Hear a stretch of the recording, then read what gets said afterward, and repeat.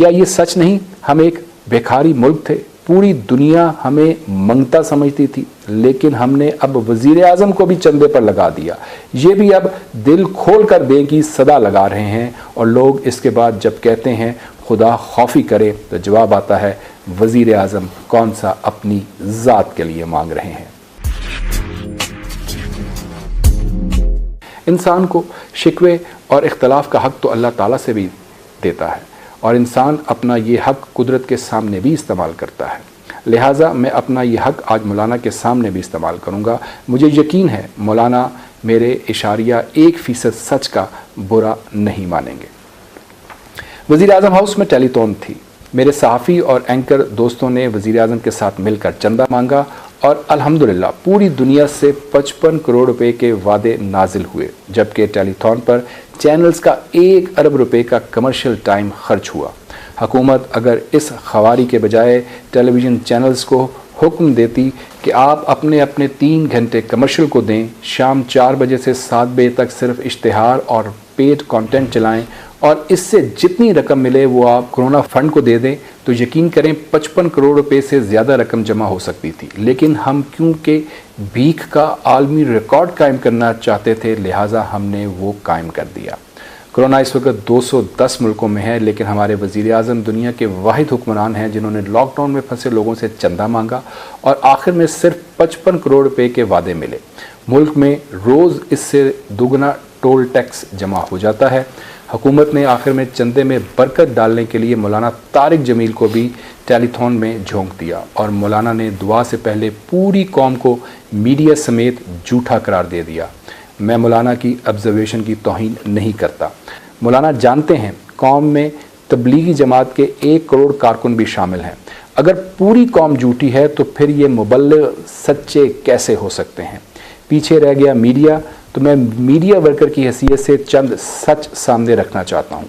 मौलाना ख़ुद फैसला कर लें हम लोग कितने झूठे हैं। हमने चीन को $250 मिलियन की इमदाद और $500 मिलियन की ग्रांट पर तैयार कर लिया था। हम वज़ीर आज़म मियाँ नवाज शरीफ को चीन ले गए। वज़ीर आज़म ने सिर्फ कहना था, और चीन ने हमें $750 मिलियन दे देने थे। लेकिन सुबह नाश्ते की मेज़ पर नवाज शरीफ ने मुझे और वज़ीर ख़जाना सरताज अज़ीज़ को कहा, मैं चीन से पैसे नहीं मांगूंगा। मुझे नवाज शरीफ से बच्चों जैसी हरकत की तवक्को नहीं थी।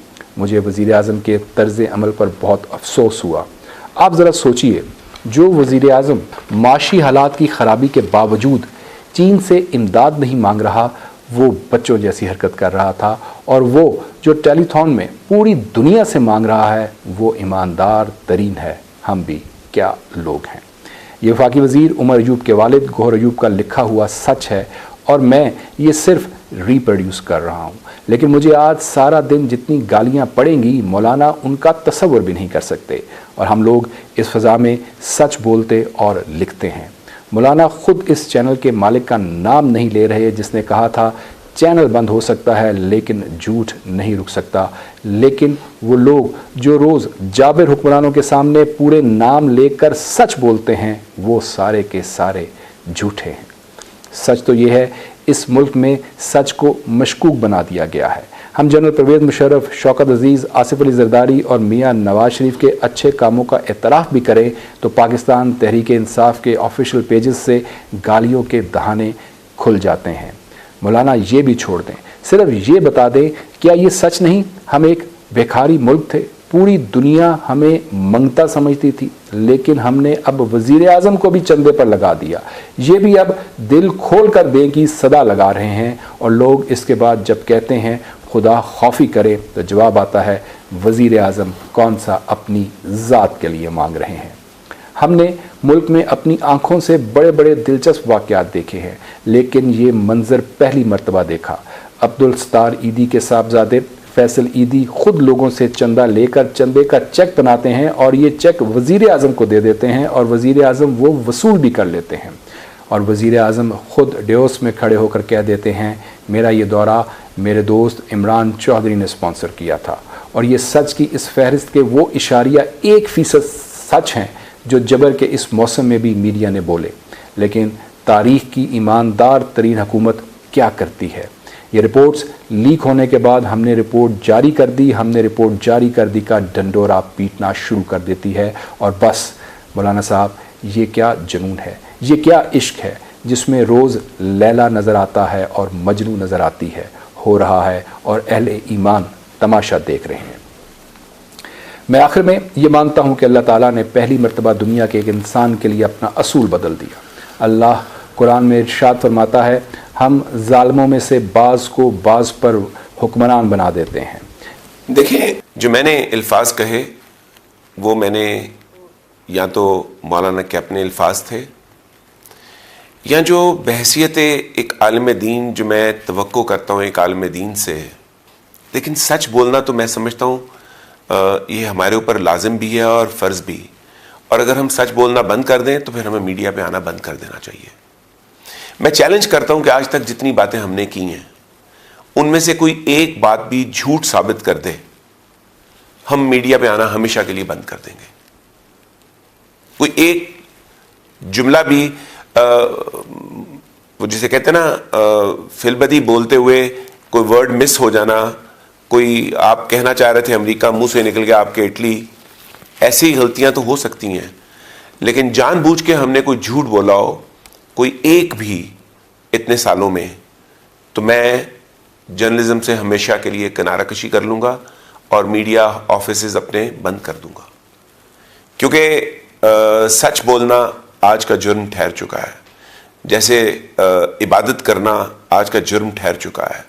हम कभी सोचा करते थे, हम किससे सुना करते थे कि एक वक्त आएगा जब मस्जिदें गैर आबाद हो जाएंगी, लोग इबादत से दूर चले जाएंगे, हर घर में नाच गाना आ जाएगा।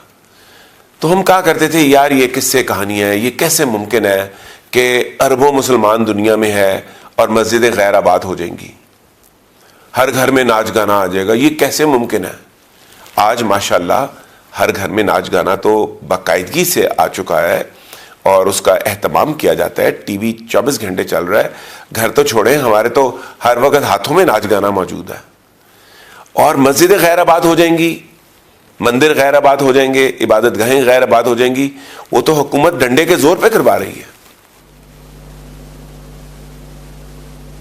तो ये तो पूरी दुनिया में है ना सर, ये हमारे हाथों। तो वक्त जो है मुझे ऐसे लगता है कि इबादत के कबूल होने का वक्त गुजर गया है, अब सजा का वक्त आ रहा है और लोगों को अब सजा के लिए तैयार हो जाना चाहिए। जो मामलात बड़े आराम से हल हो सकते हैं हम उन्हें आराम से हल नहीं कर रहे, हम उन्हें बिगाड़ रहे हैं।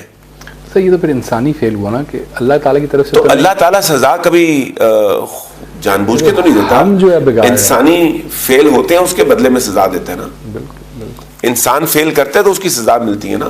बिल्कुल ऐसा ही है, हम वो नहीं समझ रहे हैं सिचुएशन को और उसके मुताबिक फैसले नहीं कर रहे हैं। आई मीन पूरी दुनिया की अकल पे या तो पर्दा पड़ गया है या पूरी दुनिया जो है वो जानबूझ के अपनी आवाम को रुस्वा करने पे और उसकी तजलील करने पे तुली हुई है। एक वायरस को लेके हम उसकी डेथ्स इतना बढ़ा चढ़ा कर बयान करते हैं।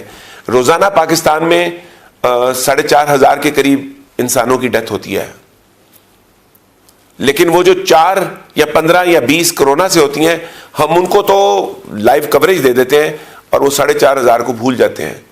और ये तादाद बहुत बढ़ सकती है, बढ़ने से रोकने का काम हम नहीं कर रहे। हम लोगों को तकलीफ देने के लिए जो हमें मजीद जबर करना है, जो रियासती जबर का मजीद शिकार करना है, हम उसके लिए तो कोरोना को पेश करके जबर बढ़ाने का सबब बन रहे हैं। लेकिन हम उसको ख़त्म करने के लिए, उसकी जड़ें तोड़ देने के लिए कोई इकदाम उठाने को तैयार नहीं। हुकूमत ने बड़ा अच्छा इकदाम किया, उन्होंने कहा कि मस्जिदें आबाद रहेंगी। उन्होंने 20 नकाती एक फार्मूला रखा। अब 80 जो रिपोर्ट आई है और आज अखबारात में शाया हुई है, उस रिपोर्ट के मुताबिक 80% मसाजिद में उसके ऊपर अमल दरामद नहीं हो रहा। अब ना मेन पॉइंट्स क्या थे इस रिपोर्ट के? ये था कि जनाब सोशल डिस्टेंसिंग, फासला रखेंगे आप 6 फुट का, 4 फुट का सफ़ों के दरमियान, वो एक था। मास्क था, मास्क कंपलसरी था हर नमाजी के लिए वो। तीसरा ये था कि 50 साल से जो ज़ायद उम्र के लोग हैं वो मस्जिद में नहीं जाएंगे और नाबालिग 20 से कम जो है वो भी नहीं जाएंगे। तो हम 2 महीने से क्या कह रहे हैं? हम ये कह रहे हैं कि इनको तो लॉकडाउन में डाल दें 50 और 20 से नीचे वालों को। अब मेरा और बाकी को खाली मस्जिद में जाने की इजाजत क्यों दे रहे हैं? बाकी को कारोबार भी करने दें। लोग कितनी कसम पसी में इस वक्त आप सोच नहीं सकते। सर द पॉइंट इज कि इसके ऊपर जो है वो अमल दरामद नहीं हो रहा, ना कोई सोशल डिस्टेंसिंग का ख्याल रखा जा रहा है, ना कोई मास्क पहन रहा है। जब अमल दरामद हाकिम वक्त करवाएंगे प्रॉपर तरीके से और ये सोच के करवाएंगे कि इसका इंजाम क्या होगा, मैं आपसे ये कहूं कि छत पे चढ़ के छलांग लगा दें तो इस पे अमल दरामद कितने लोग कर देंगे? कोई भी नहीं करेगा। अगर आप लोगों से कह रहे हैं कि भूख से मर जाओ, एक गरीब आदमी सारा दिन दिहाड़ी लगाने के बाद घर जाता है और जाके बीवी बच्चों की भूख बर्दाश्त करता है, आप उससे क्या तवक्को करेंगे? वो आपकी क्या सुनेगा? वो कहीं दबा कर नहीं जाएगा ना। और उसको नहीं किसी ने समझाया कि तुम्हें मास्क पहन के आना है, उसको नहीं किसी ने बताया कि तुम 50 साल से बड़े हो तो तुम्हारे घर में राशन हुकूमत पहुंचाएगी। ये वो हुकूमत है जो जबर की हुकूमत बन चुकी है, जो जुल्म की हुकूमत बन चुकी है। खुदा कहता है कि कुफर की हुकूमत जो है वो कायम दायम भी रह सकती है और तवाना भी रह सकती है, लेकिन जुल्म और जबर की हुकूमत जो है ये ना कायम रह सकती है ना दायम रह सकती है।